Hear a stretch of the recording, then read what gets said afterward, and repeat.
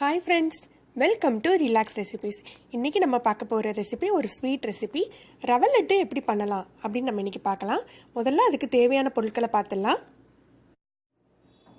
நான் இங்க 1 கப் ரவை எடுத்துக்கிறேன். இந்த கப்புக்கு 1 கப் எடுத்துக்கிறேன். அதாவது 200 கிராம் ரவை எடுத்துக்கிறேன். 1 கப் ரவைக்கு 1.25 கப் சர்க்கரை எடுத்துக்கிறேன். ஒரு 1/2 கப் தேங்காய் துருவல். 1 கப் ரவைக்கு 1.25 கப் சர்க்கரை உங்களுக்கு கரெக்டா இருக்கும். கொஞ்சம் இனிப்பு அதிகமாக வேணும்னு நினைக்கிறவங்க 1.5 கப் கூட எடுத்துக்கலாம். நீங்கள் நார்மல் இனிப்புக்கு 1க்கு 1.25 அளவு. கொஞ்சம் முந்திரி பருப்பு எடுத்து வச்சுருக்கிறேன். அப்புறம் கொஞ்சம் நெய், சிறிதளவு தண்ணி. முதல்ல முந்திரி பருப்பை வறுத்துடலாம். 1 ஸ்பூன் நெய் சேர்த்துக்கோங்க. முந்திரி பருப்பை வறுத்துடுங்க. முந்திரி பருப்பை 1-2 பொடிச்சு வச்சுருக்கேன். அப்படின்னா தான் எல்லா லட்டுலேயும் உங்களுக்கு முந்திரி பருப்பு கிடைக்கும். அதனால் 1-2 பொடிச்சு வச்சுருக்கேன். முந்திரி பருப்பு நல்ல பொன்முருவலாக வறுத்து எடுத்துக்கலாம். முதல்ல இப்போ முந்திரி பருப்பு எடுத்துடலாம். இதில் தேங்காவை போட்டு நம்ம வறுத்துடலாம். இப்போ அதே நெய்யில் தேங்காவை சேர்த்துக்கோங்க. தேங்காவை கொஞ்சம் தேங்காய் துருவல் வாசம் வர அளவுக்கு வறுத்துக்கோங்க. இந்த அளவு வறுப்பட்டா போதும். ரவை வறுத்த ரவையாக இருந்தால் கூட நம்ம இன்னும் நல்லா ரோஸ்ட் பண்ணிக்கணும். அப்படின்னா தான் ரவை லட்டு நல்ல கிறிஸ்பியாக இருக்கும் உங்களுக்கு. ரவை லட்டு 2 விதமாக பண்ணலாம். இந்த மாதிரி ரவையை வறுத்து அதோட சர்க்கரையை சேர்த்து பால் சேர்த்து பிடிப்பாங்க, அப்படி ஒரு வகை பண்ணலாம். இல்லது சர்க்கரை பாகு காய்ச்சி அதில் ரவை லட்டு பண்ணுவாங்க. நம்ம 2வது வகை தான் இன்றைக்கி பண்ண போகிறோம். நல்ல சர்க்கரை பாகு காய்ச்சி அதில் ரவை தேங்காய் துருவல் கலந்து நம்ம லட்டு பிடிக்க போகிறோம். அது என்ன உங்களுக்கு வித்தியாசம் அப்படின்னா, அது நல்ல கிறிஸ்பியாக இருக்கும். ஒரு 5-6 நாள் ஆனாலும் கெட்டு போகாது. ரொம்ப டேஸ்ட்டாகவும் இருக்கும். கொஞ்சம் பிடிக்கிறதுக்கு கொஞ்சம் நம்ம அழுத்தி பிடிக்க வேண்டியது இருக்கும். ஆனால் டேஸ்ட் ரொம்ப நல்லாயிருக்கும். ட்ரை பண்ணி பாருங்கள். இப்போ ரவை நல்லா வறுப்பட்டுடுச்சு. ப்ரௌன் ஆகிடக்கூடாது. நல்ல பொன் கலரில் வந்தால் போதும்.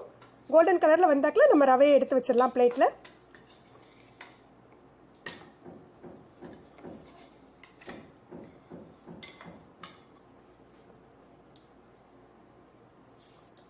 இப்போ சர்க்கரையை நம்ம பாகு காய்ச்சிக்கலாம். நான் 1.25 கப் சர்க்கரை எடுத்துருக்கிறேன். கொஞ்சம் இனிப்பு அதிகமாக வேணும்னு நினைக்கிறவங்க 1.5 கப் எடுத்துக்கலாம். 1.5 கப் கூட கரெக்டாக தான் இருக்கும்.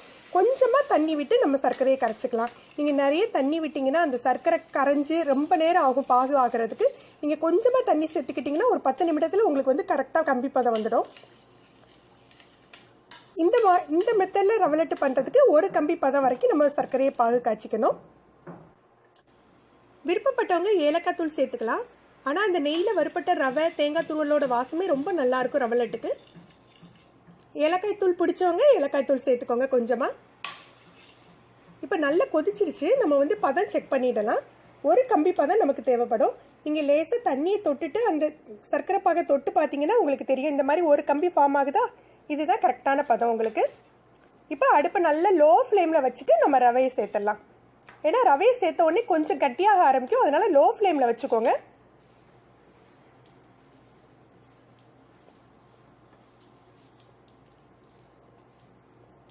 நீங்கள் ரொம்ப சர்க்கரையை கம்மியாக போட்டிங்க, 1.25 கப்பு கூட இல்லாமல் 1 கப் அளவு தான் போட்டிருந்தீங்க அப்படின்னா உங்களுக்கு ரொம்ப உதிர்ந்துடும். லட்டு பிடிக்க முடியாது. புட்டு மாதிரி இருக்கும், உங்களுக்கு உதிரி உதிரியாக ஆகிடும். அதனால் 1.25 கப்லேருந்து 1.5 கப் வரைக்கும் சர்க்கரை எடுத்துக்கோங்க. இந்த மாதிரி கிளறிட்டு நம்ம முந்திரி பருப்பை சேர்த்துடலாம். தேவையான அளவு முந்திரி பருப்பை சேர்த்து லைட்டாக கிளறிக்கோங்க. இதுக்கு நிறைய நெய் தேவைப்படாது. ஒரே 1 ஸ்பூன் நெய் யூஸ் பண்ணால் போதும், சும்மா ஓரங்களில் ஒட்டாமல் வர்றதுக்காக. இப்போ தயாராகிடுச்சு. இப்போ ஒரு தட்டில் கொட்டி லைட்டாக ஆற விட்டுறலாம். இப்போ நெய் தடவி லட்டை பிடிச்சிடலாம். கை பொறுக்கிற சூடு வந்தாக்கில் லட்டை பிடிச்சிடுங்க. ரொம்ப ஆறுனாலும் லட்டு உதிர்ந்துடும். ரொம்ப சூடாக நம்மளால் பிடிக்க முடியாது. கொஞ்சமாக நெய் தொட்டுட்டு லட்டு பிடிங்க. இப்போ பால் தொட்டு பிடிச்சிங்கன்னா உங்களுக்கு அந்த முறுமுறுப்பு கிடைக்காது. உங்களுக்கு கை பொறுக்கிற சூட்டில் இருக்கையில லட்டை பிடிச்சிக்கோங்க. இப்போ சில சமயம் உதிர்ந்துருச்சு அப்படின்னா நீங்கள் ஒரு 5 நிமிஷம் திருப்பி ஒரு நிமிடம் அடுப்பில் வச்சிங்கன்னா இன்னும் கொஞ்சம் இலைக்கு செட் ஆகிடும் உங்களுக்கு. இல்லை உங்களுக்கு பிடிக்க முடியாது, என்னால் சூடு தாங்க முடியாது அப்படிங்கிறவங்க என்ன பண்ணிக்கலாம்னா கூட கொஞ்சம் 1.25 கப் சர்க்கரைக்கு பதிலாக 1.5 கப் சர்க்கரையை வச்சு பர்பி மாதிரி கூட போட்டு எடுத்துக்கலாம். இதே டேஸ்ட் தான் இருக்கும் அதுவும்.